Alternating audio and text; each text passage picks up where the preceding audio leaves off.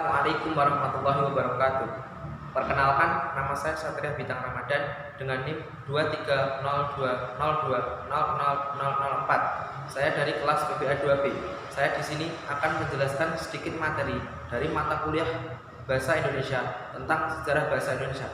Mari kita simak video animasi berikut ini. Sejarah singkat bahasa Indonesia. Bahasa Indonesia adalah standarisasi dari bahasa Melayu, tepatnya bahasa Melayu dari dialek Riau, yang digunakan sebagai bahasa persatuan dan bahasa negara Indonesia. Bahasa Melayu sebelumnya digunakan sebagai lingua franca perdagangan di Nusantara dari masa Kerajaan Sriwijaya dan Kesultanan Malaka. Pada Sumpah Pemuda tahun 1928, bahasa Indonesia dinyatakan sebagai bahasa persatuan, dan setelah Indonesia merdeka pada tahun 1945, bahasa Indonesia dinyatakan sebagai bahasa negara dalam UUD 1945 pasal 36. Pengakuan secara yuridis.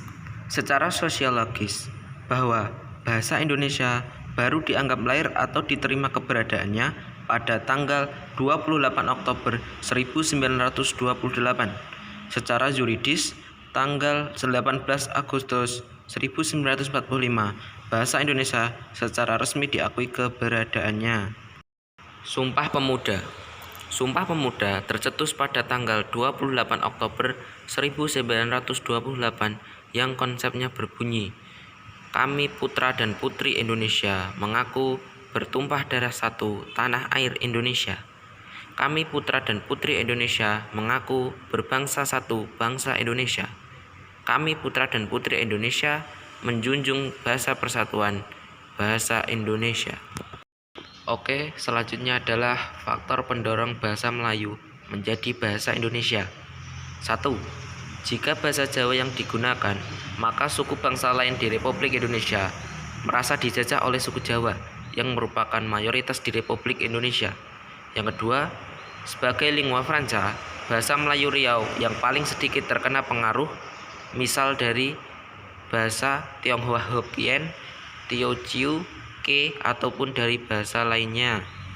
Menurut Minto Rahayu, pertimbangan lain mengapa bahasa Melayu dipilih menjadi bahasa Indonesia adalah 1.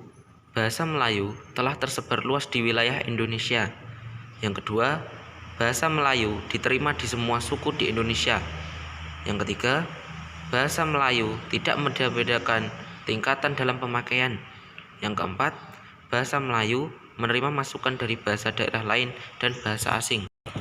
Oke, selanjutnya adalah kedudukan dan fungsi bahasa Indonesia. Fungsi bahasa Indonesia sendiri sebagai alat komunikasi, baik secara lisan maupun tertulis. Fungsi bahasa tidak dihubungkan dengan status dengan nilai-nilai sosial. Bahasa tidak dapat ditinggalkan. Ia selalu mengikuti kehidupan manusia, baik sebagai anggota suku maupun anggota bangsa. Fungsi bahasa Indonesia menurut hasil perumusan Seminar Bahasa Indonesia tanggal 25 sampai 28 Februari 1975. 1. Sebagai lambang kebanggaan nasional. Yang kedua, sebagai lambang identitas nasional.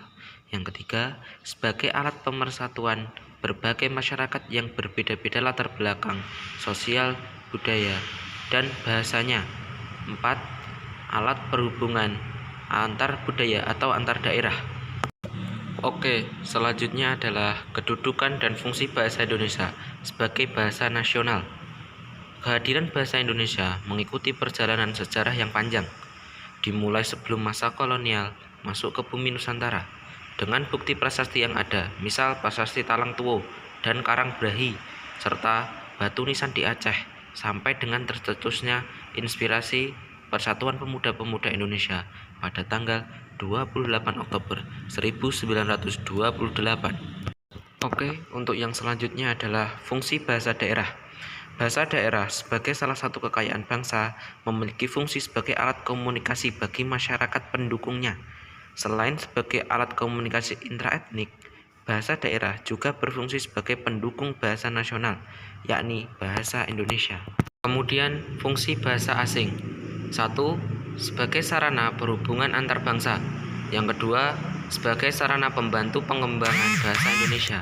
Yang ketiga, sebagai alat untuk memanfaatkan ilmu pengetahuan dan teknologi modern bagi kepentingan pembangunan nasional. Cukup sekian dari saya. Apabila ada kebenaran, itu datangnya dari Allah, dan apabila ada kesalahan, itu datangnya dari saya sendiri.